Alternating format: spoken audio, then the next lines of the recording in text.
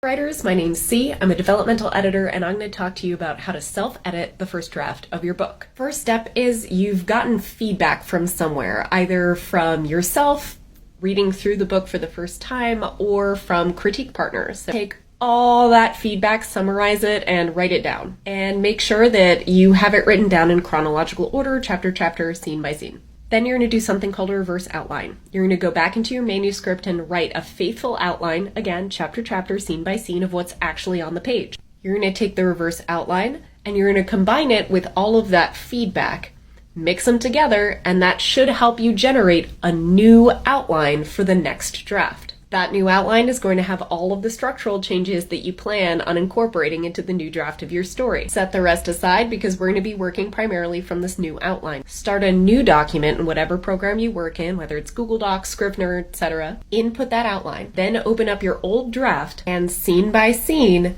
take the bits that you're going to be saving from that old draft and move it into the locations where they belong in that new outline. It's basically a way of playing Tetris with your old draft without getting super overwhelmed. Once you're finished, look back through that new outline that's now going to be most of a new draft and figure out places where you have holes. For those missing scenes, draft up a summary or a scene card so that you know what's supposed to go there and what work you have to do in order to fill in that empty slot. You may already have the writing for that empty slot sitting in your old draft, you just know that you need to do some serious rewriting or fixing to it before you're going to be able to move it into your new draft. That's great. Or you may have tracts of space where you're going to need to rewrite from scratch.